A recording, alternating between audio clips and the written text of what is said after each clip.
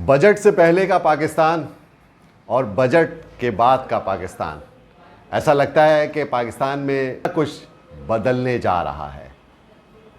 एक बड़ी वाज़ेह तफरीक पैदा हो गई है और वो है फाइलर्स और नॉन फाइलर्स की तफरीक।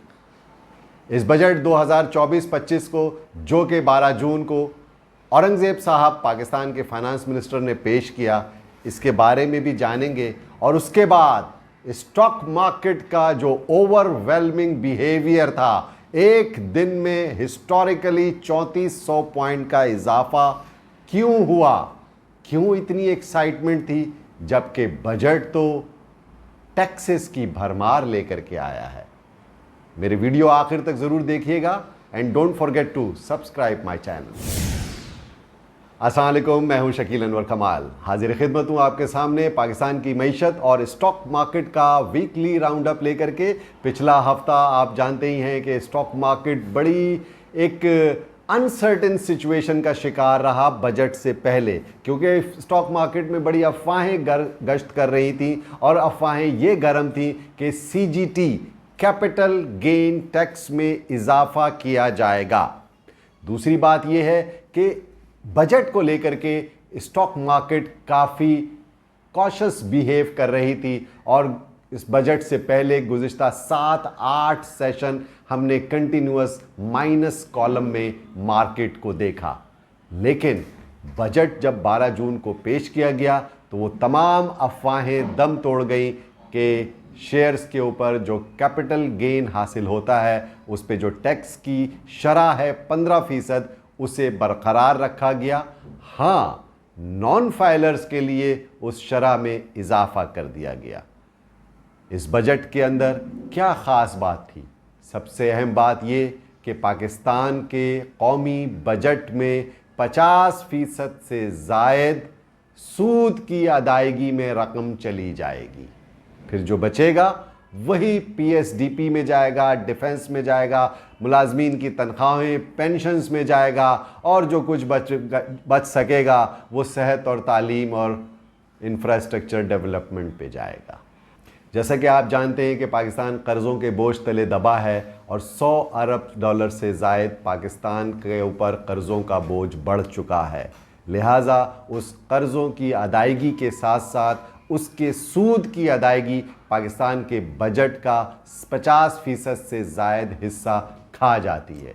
इस बजट के अंदर जनाब औरंगज़ेब साहब, जो कि फाइनेंस मिनिस्टर हैं पाकिस्तान के, उन्होंने कुछ टैक्स के अहदाफ मुकर्रर किए हैं जो कि मुझे काफ़ी एम्बिशस नज़र आते हैं, क्योंकि 40% रेवेन्यू ग्रोथ टैक्स की आमदनी से कैसे मुमकिन हो सकेगा। उन्होंने बहुत सारे सेक्टर्स में नया टैक्स लगाने की बात की है, रिटेलर्स के ऊपर भी टैक्स की बात की है, लेकिन मैन्युफैक्चरिंग सेक्टर के ऊपर 2% टैक्स रिटेलर का डाल दिया गया है, जिससे यकीनन मुझे तो ऐसा ही लगता है कि कीमतों में इजाफा हो जाएगा। पेट्रोलियम लीवी के ऊपर 20% मज़ीद इजाफा किया जा रहा है, जो कि IMF की शर्त है, और इसके हिसाब से पेट्रोल डीज़ल की कीमतों में भी बतदरीज इजाफा ही होता नज़र आ रहा। जबकि आप जानते हैं कि पाकिस्तान के अंदर महंगाई की शरह मई के महीने में कम हुई और 13 से 14% महंगाई की शरह रह गई थी, जिसकी बिना पर स्टेट बैंक ऑफ पाकिस्तान ने 10 जून को अपनी मॉनेटरी पॉलिसी के अंदर 1.5% इंटरेस्ट रेट कट किया और 22% से शरह सूद 20.50% पर आ गया। ऐसी सूरत हाल में जो एक नई जर्नी का आगाज़ हुआ पाकिस्तान के अंदर और 4 साल के बाद इंटरेस्ट रेट के अंदर पहली दफ़ा कमी हुई है, which is a new beginning. और मैं ये समझता हूँ कि अगले आइंदा माली साल के अंदर 2025 के एंड तक 700 से 800 बेसिस पॉइंट इंटरेस्ट रेट घट सकता है, अगर इन्फ्लेशन नंबर कंट्रोल में रहते हैं तो। इस बजट के अंदर सैलरीड और नॉन सैलरीड क्लास के ऊपर भी टैक्स में इजाफा किया गया और उनकी स्लैब्स को रिवाइज किया गया है, जिसकी वजह से बहुत ज़्यादा मुखालफत और चीखें भी निकल रही हैं अवाम की। बजट में जैसा कि मैंने पहले जिक्र किया कि फाइलर्स और नॉन फाइलर्स एक ऐसी टर्म यूज़ हो रही है जो कि दुनिया में नहीं होती, और हमारे फाइनेंस मिनिस्टर ने भी कहा कि कोई नॉन फाइलर की टर्मिनोलॉजी हमारे यहाँ भी नहीं होगी, because everyone has to file their tax returns. सबको फाइलर होना पड़ेगा। इसी सिलसिले में FBR को डिजिटाइज करने का मुकम्मल मंसूबा बनाया गया है और अगस्त तक मुकम्मल तौर पर आपका federal board of revenue digitise कर दिया जाएगा। इसके साथ साथ जो सबसे अहम बात जो कि स्टॉक मार्केट के लिए भी बहुत अहम है वो है privatisation. SOEs, state owned enterprises, ख़ासतौर पर जो इदारे नुकसान में हैं उनको सरकार प्राइवेटाइज करने का ऐलान कर चुकी है। फाइनेंस मिनिस्टर ने कैटेगोरिकली ऐलान किया है कि गवर्नमेंट का काम कमर्शियल ऑर्गेनाइजेशन रन करना नहीं होता, बल्कि कमर्शियल ऑर्गेनाइजेशन को कमर्शियली ट्रीट किया जाना चाहिए, इसलिए गवर्नमेंट अपने इदारों को प्राइवेटाइज करेगी। PIA की प्राइवेटाइजेशन कार्ड्स के ऊपर है और अगले 2-3 माह में उसका ये मुकम्मल प्रोसेस हो सकने की उम्मीद है। इस्लामाबाद एयरपोर्ट को भी उन्होंने प्राइवेटाइज करने की लिस्ट पे डाला है। इसके अलावा डिस्कोज भी प्राइवेटाइजेशन की लिस्ट के ऊपर हैं। तो अगर ये स्पीडी प्रोसेस प्राइवेटाइजेशन का होता है तो IMF भी इससे खुश होगा और स्टॉक मार्केट के अंदर भी इससे बेहतरी आएगी। जी, सबसे अहम बात यह है कि स्टॉक मार्केट ने इतना ओवर रिएक्ट क्यों किया।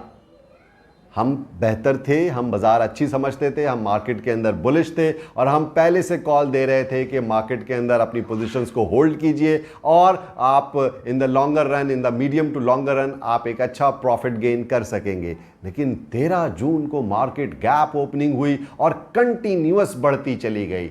इसमें सबसे कलीदी किरदार ऑटो असेंबलर्स ने किया, ऑयल एंड गैस सेक्टर ने किया, रिफाइनरीज ने, ऑयल मार्केटिंग कंपनीज ने, और अक्रॉस द बोर्ड हमें ह्यूज बाइंग नजर आई और कई कंपनीज के अपर लॉक टच हो गए at that day. Index made a historical high of 76,300 जो कि ऑल टाइम हाई था थर्सडे को, और उस दिन मार्केट सिंगल डे में 3400 पॉइंट से जायद उसमें इजाफा देखने में आया जो कि हिस्ट्री में पाकिस्तान की कभी नहीं देखने में आया। जुलाई 2023 के अंदर इंडेक्स एक दिन में 2400 पॉइंट बढ़ी थी और उस हिस्ट्री को भी रिपीट किया गया और नया रिकॉर्ड ब्रेक किया KSE 100 इंडेक्स ने।